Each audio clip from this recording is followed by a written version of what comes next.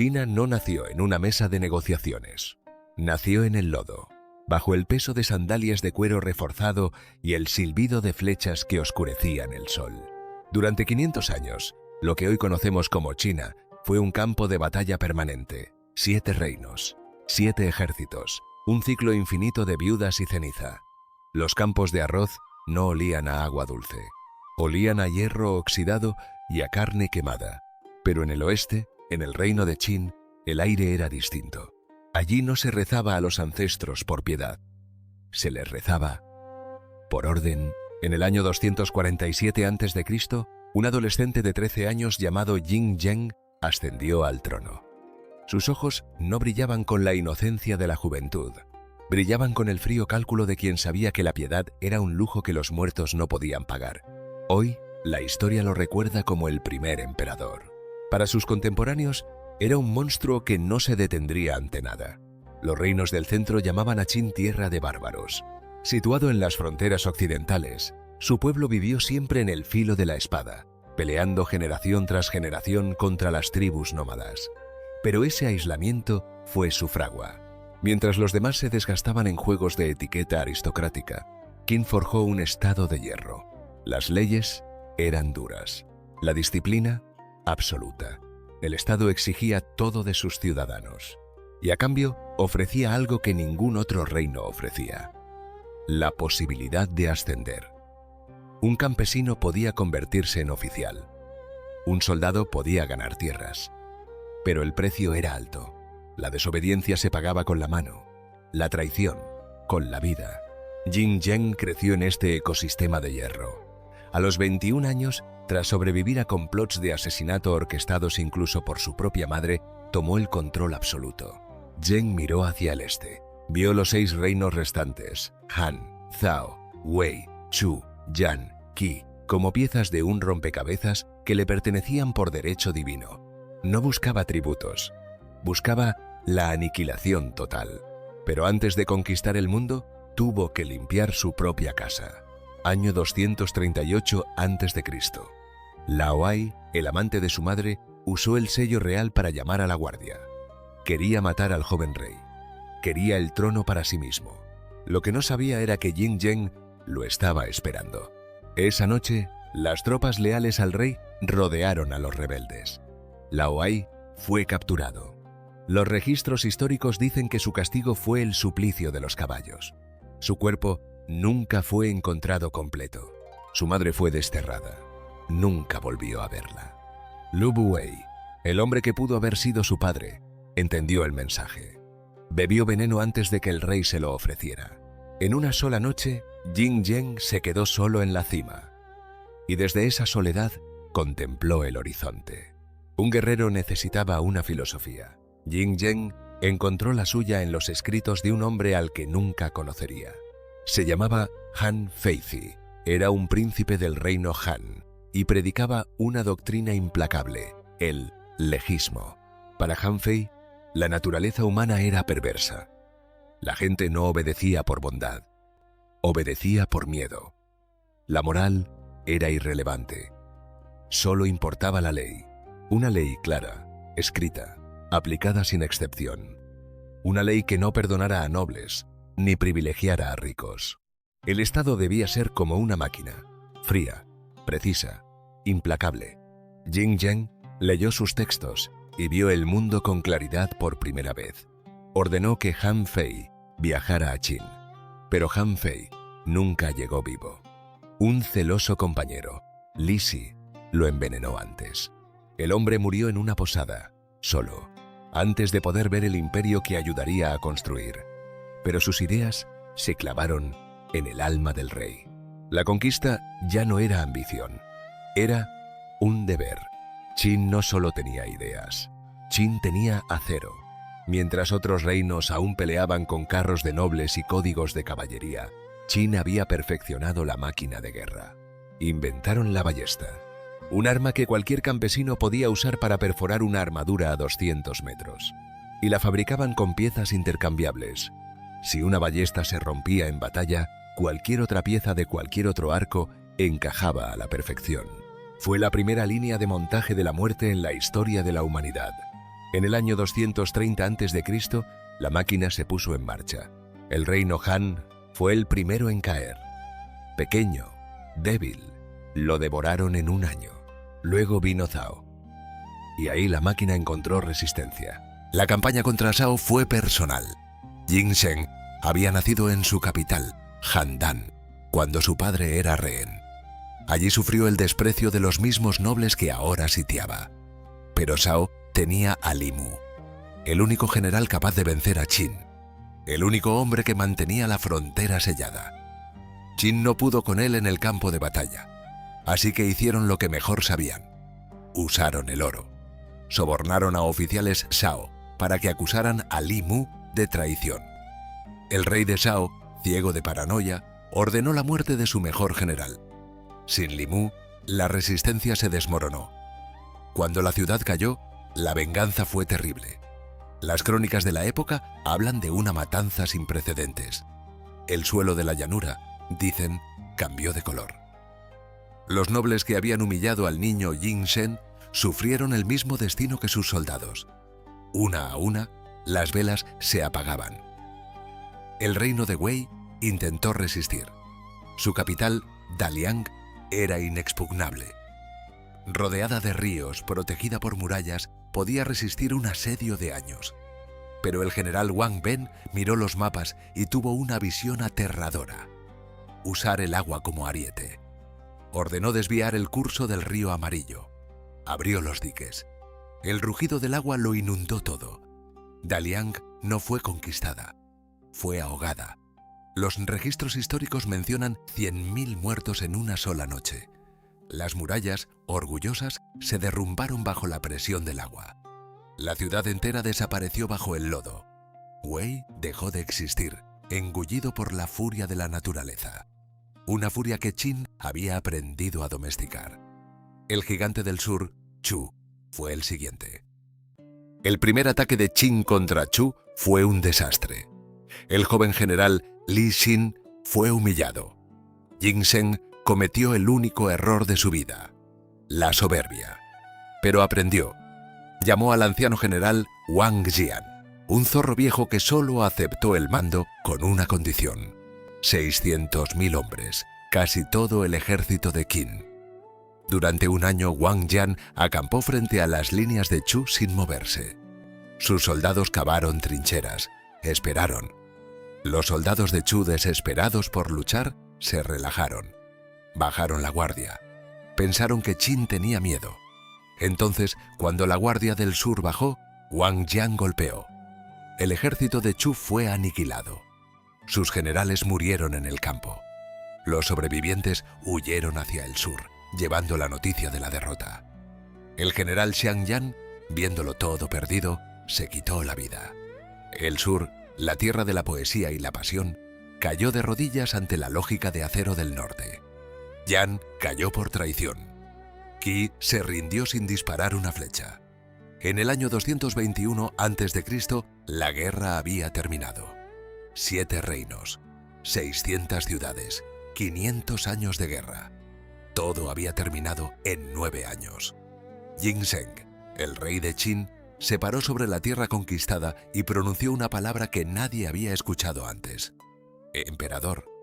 Tomó 2 palabras antiguas, Huang, Augusto, y Di, emperador. Las unió. Se llamó a sí mismo Shi Huangdi, el primer emperador. No era un rey entre reyes, era el dueño absoluto del mundo conocido. Su palabra era ley, su voluntad, destino. Miró el caos de la guerra y lo borró. A los 38 años había logrado lo imposible. El silencio que siguió a la guerra fue absoluto, roto solo por el viento sobre las ruinas de las antiguas capitales. Pero unificar el territorio era la parte fácil. Ahora debía unificar las mentes de millones de personas que lo odiaban. El orden absoluto estaba por llegar. El primer emperador no quería solo tierras, quería almas. Quería que todos pensaran igual, hablaran igual, comerciaran igual. Su primera orden fue contra el caos de la escritura. Hasta entonces, cada reino tenía su propia forma de escribir. Un mensaje de Qin era incomprensible en Chu. Un decreto del emperador podía leerse de 100 maneras distintas. Shi Huangdi ordenó: todos escribirán igual. Los caracteres se simplificaron, se estandarizaron. Los escribas de todo el imperio quemaron sus viejos manuales y aprendieron los nuevos trazos. Por primera vez, un hombre del norte podía leer lo que escribía un hombre del sur. Luego vino la moneda. En los reinos, la gente pagaba con cuchillos de bronce, con conchas, con espadas en miniatura. Un comerciante necesitaba una tabla de conversión para vender una vasija. El emperador ordenó: todo el imperio usará la misma moneda. El Ban Liang nació. Una moneda circular con un agujero cuadrado en el centro. Fácil de apilar, fácil de contar, fácil de transportar. Las viejas monedas se fundieron. El bronce de los cuchillos y las conchas se convirtió en el nuevo símbolo del poder imperial. Pero no bastaba con la escritura y el dinero. El caos estaba en cada detalle. Las medidas eran diferentes en cada reino. Un chi en Qin no era lo mismo que un chi en Chu. Un comerciante que compraba seda en el norte y la vendía en el sur podía arruinarse sin saber por qué. El emperador ordenó: todas las medidas serán iguales. Se fabricaron patrones de bronce, pesas, longitudes, volúmenes. Se enviaron a cada rincón del imperio. Los inspectores revisaban los mercados.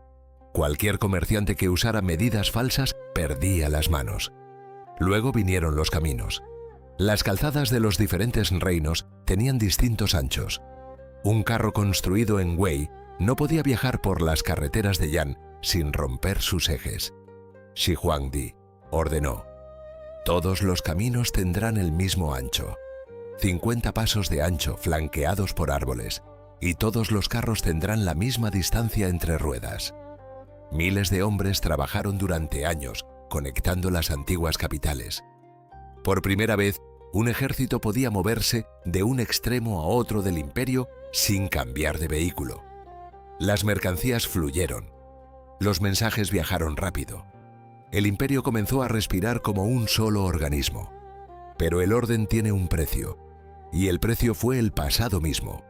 Los filósofos confucianos que añoraban los reinos perdidos, que recordaban las viejas historias, que citaban a los antiguos sabios, se convirtieron en el enemigo. Li Si, el primer ministro, habló al oído del emperador. Ellos critican el presente alabando el pasado. Confunden al pueblo. Dividen la lealtad que debe ser solo tuya. Shi Huangdi ordenó la quema de libros. Todos los textos de historia, poesía, filosofía que no fueran útiles para el Estado debían arder. Las crónicas de los reinos conquistados, los anales de sus reyes, los poemas que celebraban sus hazañas, todo al fuego. Los eruditos que se resistieron, que escondieron libros, que se atrevieron a enseñar el pasado, fueron condenados.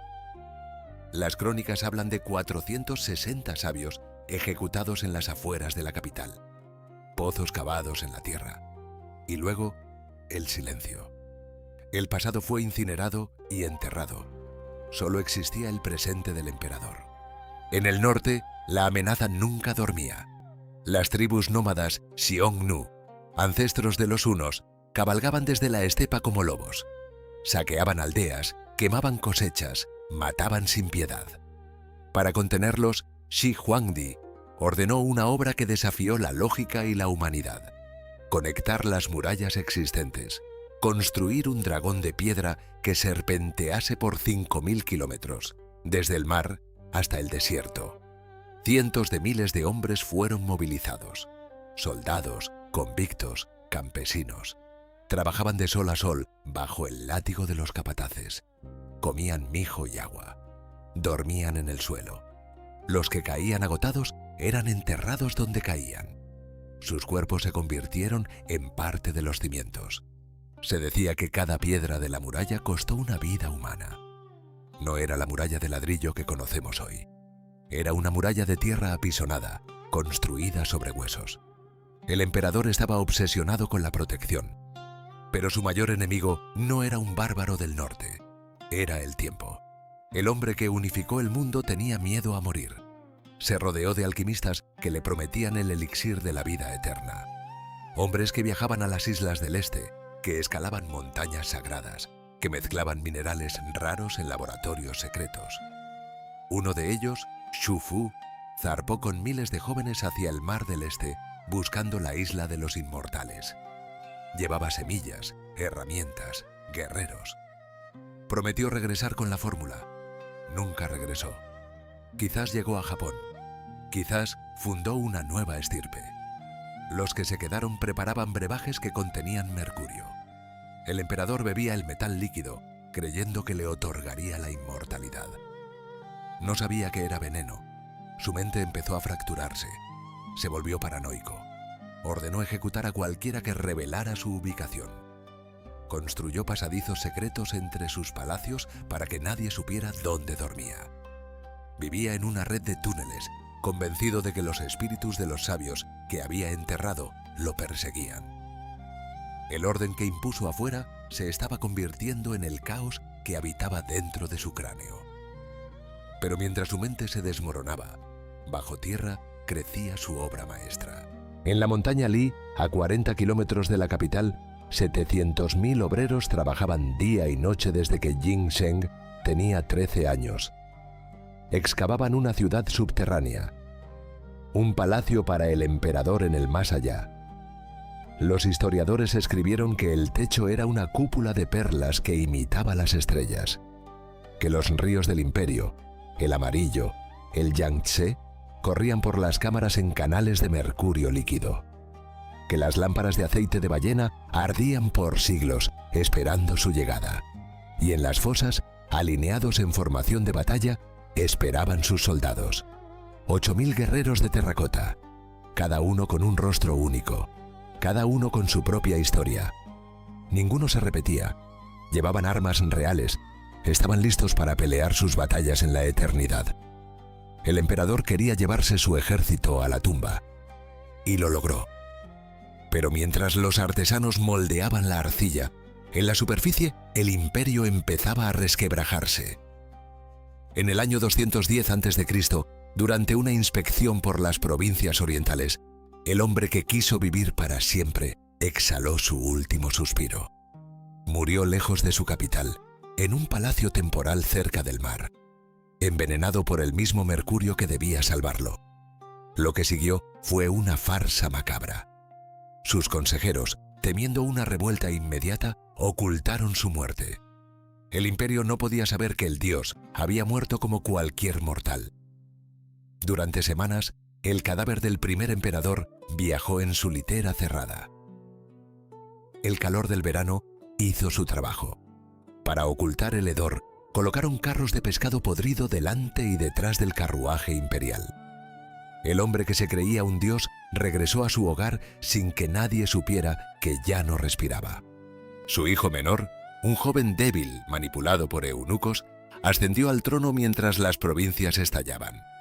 El pueblo, asfixiado por los impuestos y el trabajo forzado, ya no tenía miedo.